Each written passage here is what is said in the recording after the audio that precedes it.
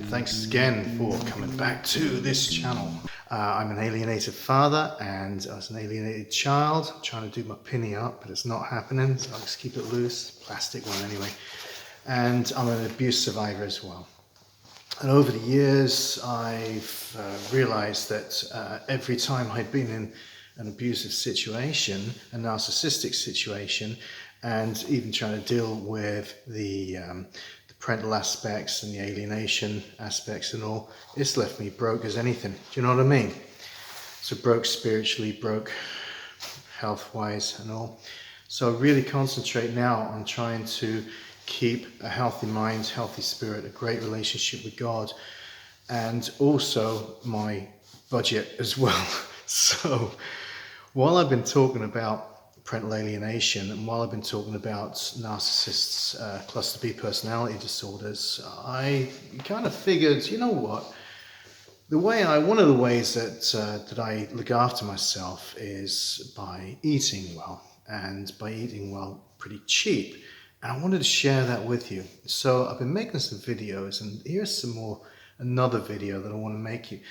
And every Saturday, I'm going to try as best as I can to get these videos out to you, because there's nothing better really than to be able to indulge yourself in a little bit of cooking, and affordable cooking as well, and to have the instant results straight away after that, while your head is trying to deal with whatever's going on. I don't know how long it is that you've been away from your children. I don't know how long you've been narcissistically abused, or how long you've been out of that at all, or how many times. But I do know that every single time when you're dealing with it, and particularly then when you come out of it, you're left feeling broken. Well, you're not broken. But what you can do is put some time, just a little bit of time aside, and just maybe do something you love. What do I love? I love to cook. Today, I'm going... Do you remember, if you saw the video about marrows, right? I've got a couple marrows, and so I'm going to show you how to use up a couple marrows in bread. Stuff that's come out of these marrows, them seeds right there. So you ever thought of growing your own? You've got to dry them out, and there's some seeds not very good. So have a look at this marrow seed there. It's all thin, and you don't want the all thin stuff. You can just chuck that. But let's find a good one for you. That one's nice and full. Look at that. Right, so what do you need? One thing you need is flour. You're all different types. Now, in Tesco's, I don't get paid by Tesco's at all. It's just I've got it. Plain flour, just plain flour. That's no good for bread. Self-raising. I think you call that in the States, you call that all-purpose flour, I think. It's self-raising flour. So over the Brits, we make it self-raising, and obviously you get better quality, and really do get better quality, and it does actually make a difference. Some of the other, but that stuff right there is not for your bread. That's not. I'll show you what the bread is. Then you got some kind of superfine gram flour. You get all different types of flour right here. What's that one? Oh, that is made of chickpea, and it's gluten-free. For you gluten-free people, I like a bit of gluten-free now and then. Then you've got, talking about gluten-free, there's free white bread, I'm free.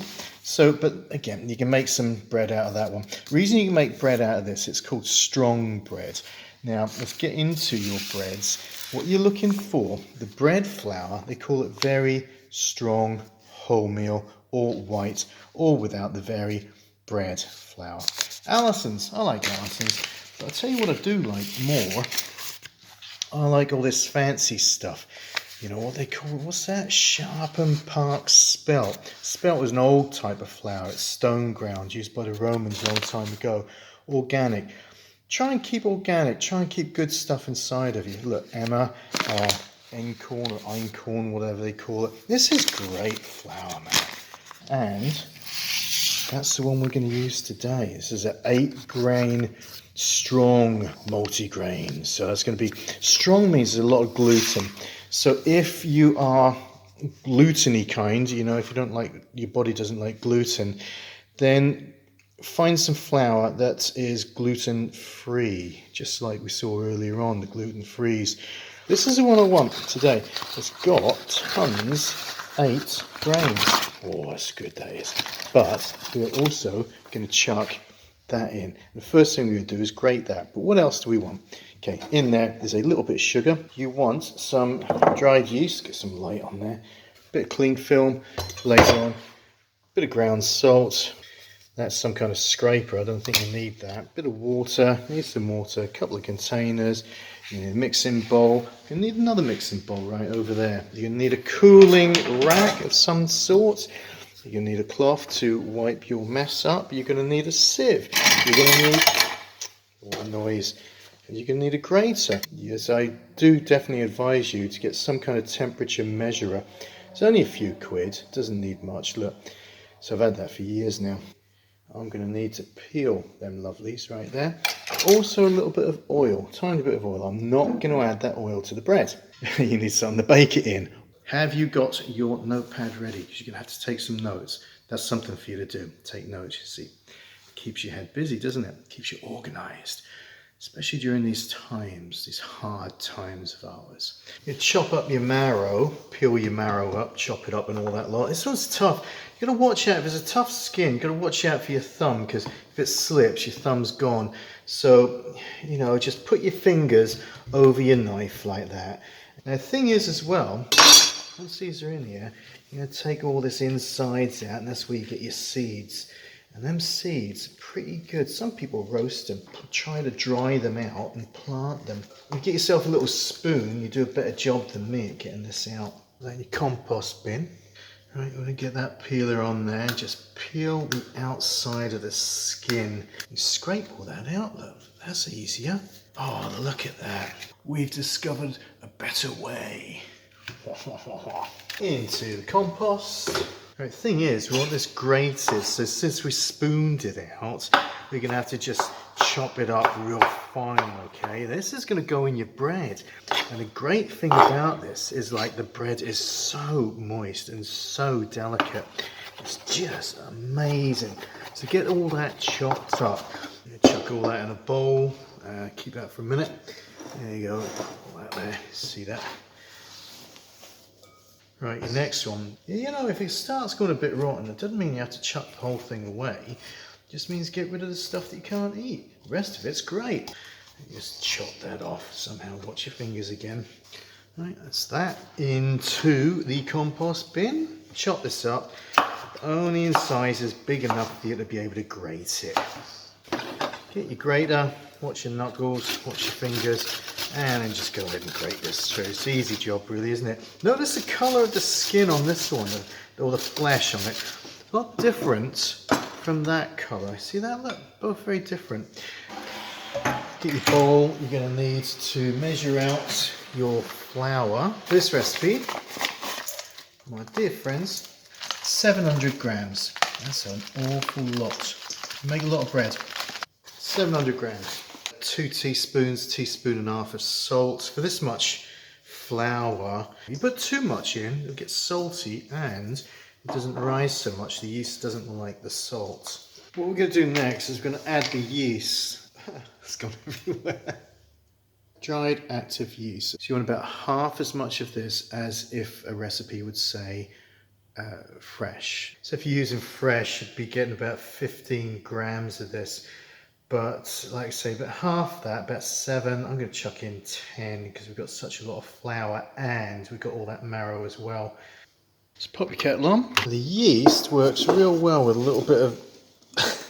The yeast is very active, it's alive, it's alive, it's alive. So what it likes doing is feeding off of a little bit of sugar.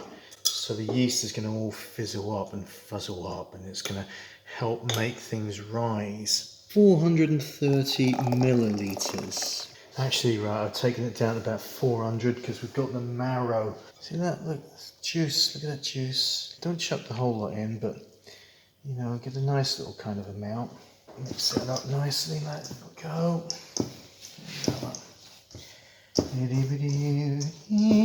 If you add this hot water to the yeast right now, or the yeasted water, it's going to kill off the yeast. So you're going to want your temperature gauge. You're going to pop that temperature gauge on there. It's very hot water, and that hot water, if it's going to scald you, it's going to scald the yeast. Because you want it to be between 105 and 110 degrees. So while we're waiting for that to cool down a little bit, remember 105, 110 degrees, let's have a talk about you. So how are you doing? You're going through some tough times right now. I don't know if it's parental alienation or narcissistic abuse without kids. I'm tell you something, parental alienation, you're still being abused. You're still being narcissistically abused. There's nobody in their right mind that would do that to our kids or to human beings, to us, unless they weren't right in the head. There's something very, very ill about these type of people. And to be honest with you, I don't even think it's just illness. I think there's an illness of the soul, an illness of the heart. I think there is something very evil about it. Yeah, how are you coping? Are you looking after yourself? Are you cooking? Are you cooking more? Are you going to learn how to make bread? So what were some of the kind of things that led you to realize that you were being abused or alienated, which is abuse, if you get what I'm saying? You might not have children. So what kind of signs did you see? The main thing is that we've got to look after ourselves, and I can't stress that enough. You've got to put yourself first. You might actually feel a little bit guilty about putting yourself first, but unfortunately, that's what you have to do now. You're used to being a parent, and that's not going to stop. That whole feeling inside of you of wanting to nurture, wanted to provide, wanted to help, wanted to do things, wanted to bring up your kids, that's not going to go away. And that's a really hard thing to deal with. So what you need to do, because this is it's worse than a death, isn't it? They're gone, but they're not dead. It's the relationship. Then it's more than that. It's like they don't even want you. It's something very serious that's gone on. It really is a serious thing. So what I recommend you do, if you're struggling with this, more so on a daily basis, then step back from it, let it go for a bit. It doesn't mean to say that you're forgetting your kids. It doesn't mean to say that you're not being dads, you're not being mum.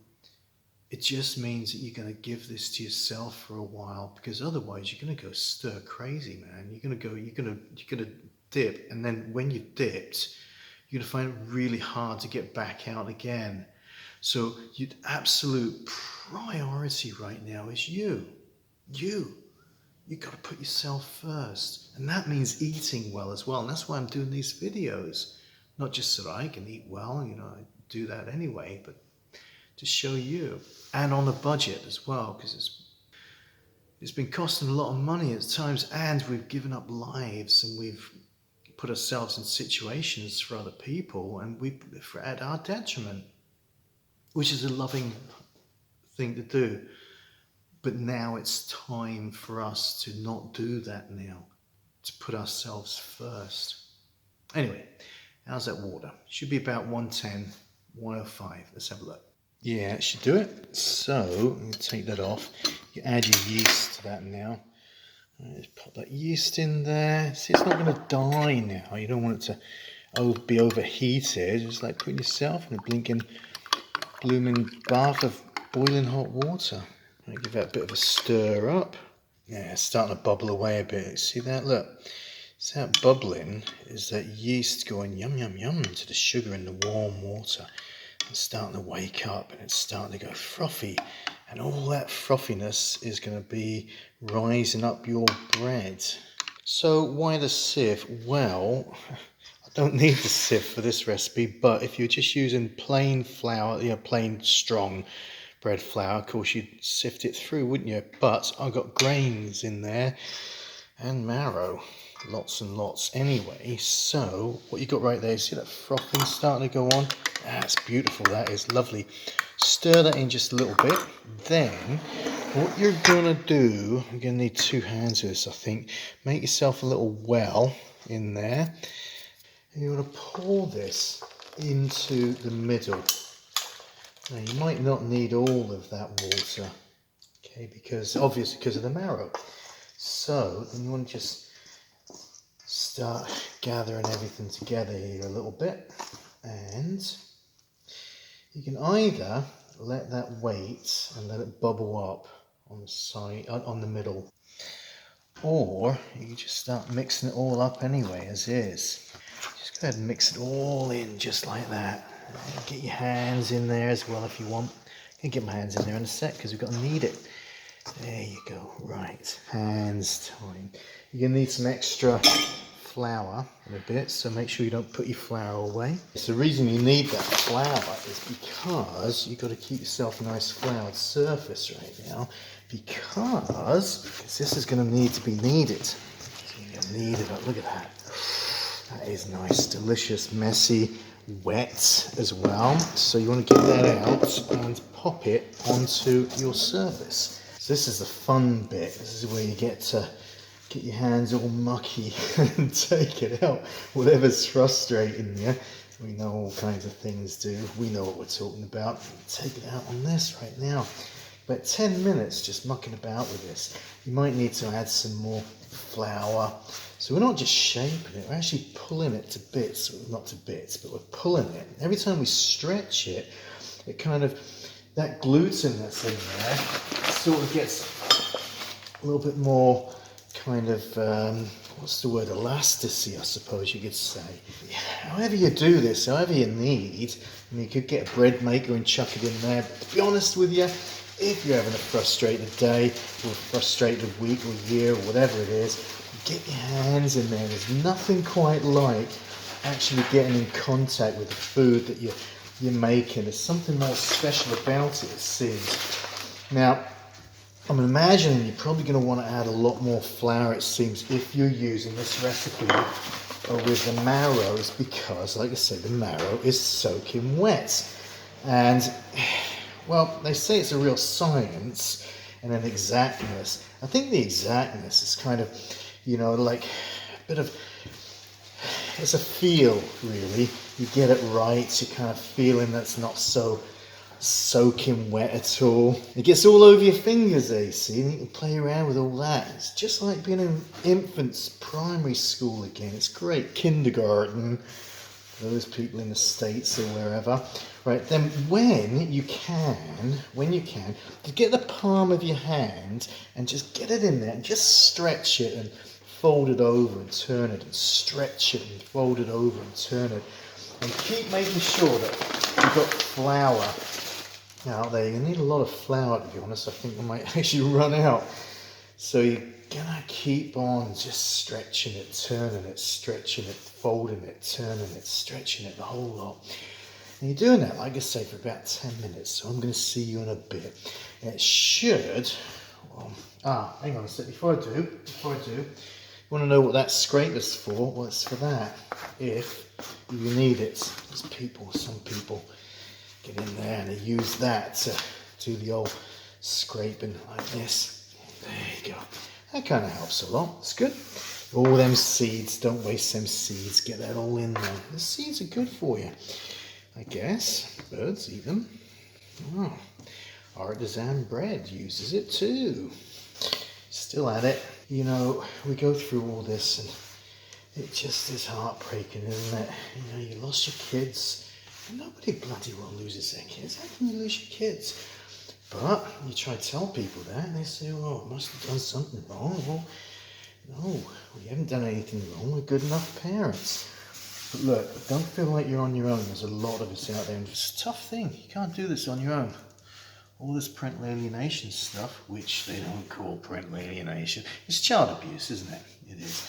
And it's not only child psychological abuse, it's domestic abuse on us. It's violence, actually, domestic violence. People say, oh, but it's not physical. Bloody well it is. It's physical. You feel the pain, don't you? There's terrible damage to your body and to your brain. Terrible, terrible thing. There's not enough support there for adults, for the mothers, for the fathers. There's a lot of support, but it's the wrong support for the children and for the adults. You need to look after yourself. It's why you need to learn about this stuff. People say, there's folk out there that say, oh, don't take notice of the theory. But you actually got to know the theory, for one thing, because there's other people out there who are going to try and rebuke this, and you need to be able to come back. You need to be able to know what you're talking about.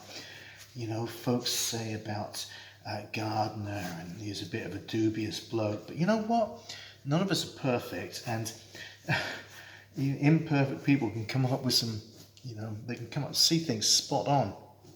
So Gardner saw something spot on, and so did Childress. Spot on. Childress, actually, he's called it child psychological abuse. It is. That's exactly what it is. It's the induced psychological splitting of a child. It's a shared persecutory thingy. You start making bread, okay, and you start tasting the shop-bought bread, and there's no comparison. This is really good for you as well. If you can't afford a bread maker, and they cost a fortune these days, it really is therapeutic just making your own bread. You can see just how involved you can get with it all. You stretch it out, fold it and turn it. Stretch it out, fold it and turn it. Flour, stretch it out, fold it, turn it. Stretch, fold it and turn. Stretch, fold it and turn. Stretch, fold it and turn. You see how you can just really get into this. You get a bit of a rhythm going on.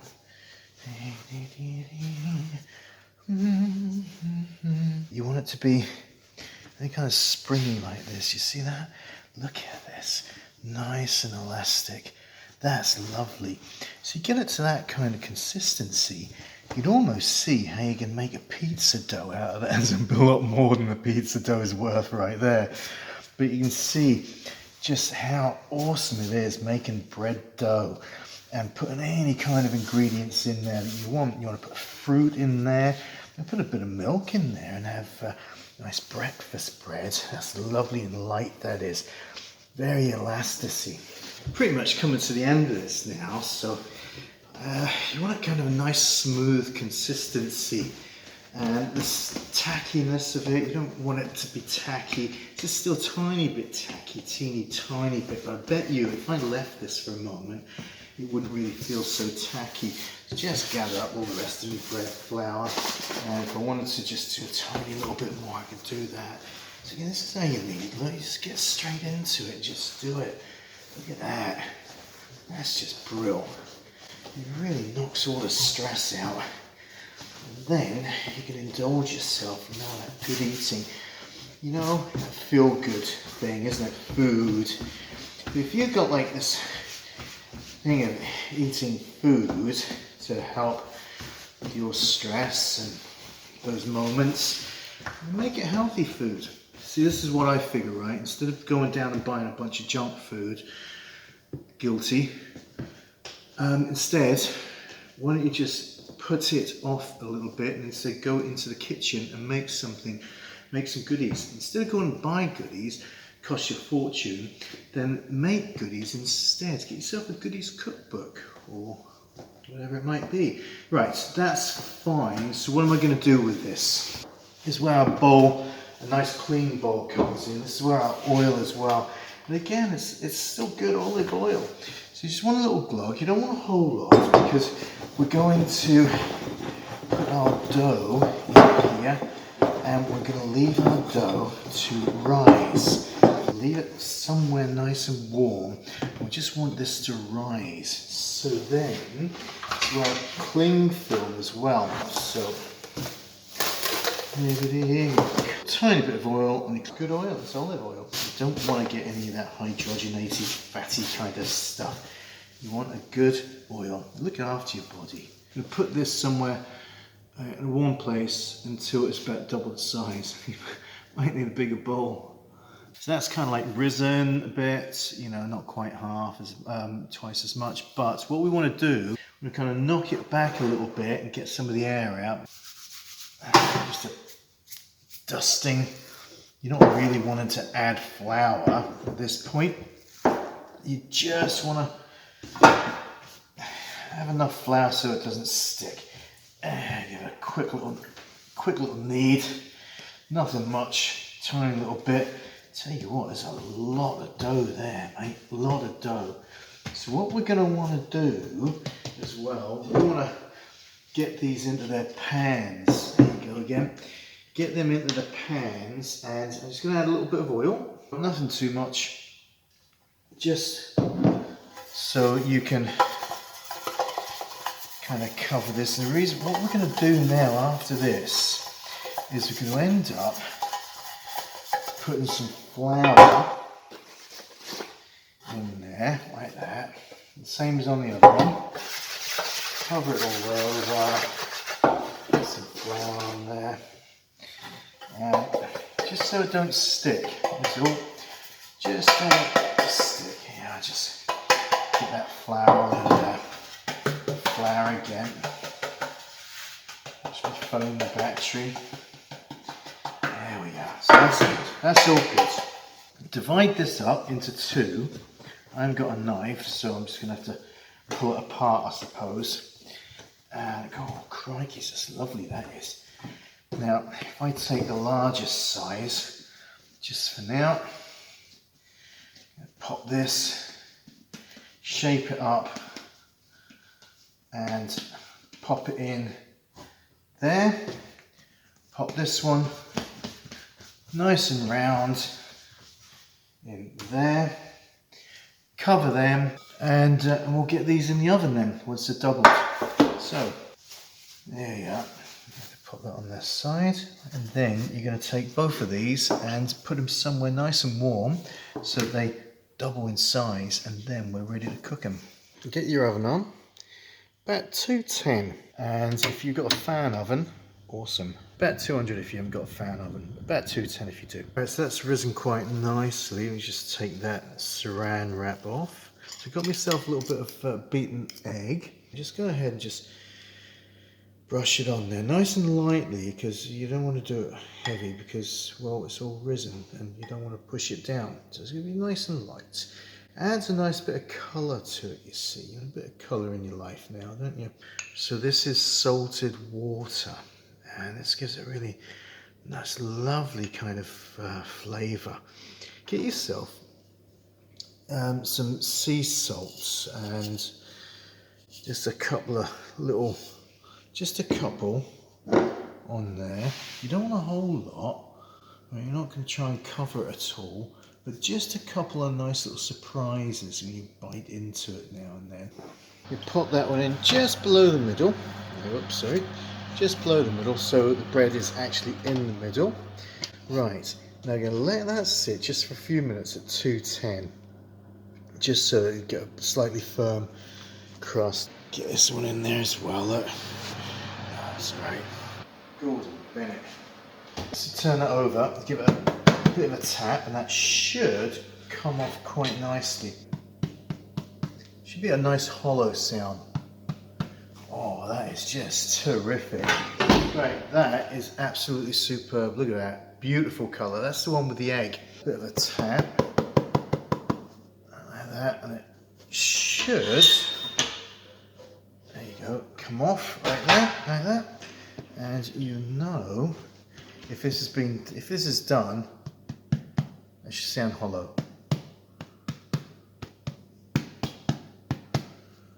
I'm thinking that's done, to be honest with you. I almost want to put it back in for another minute or two.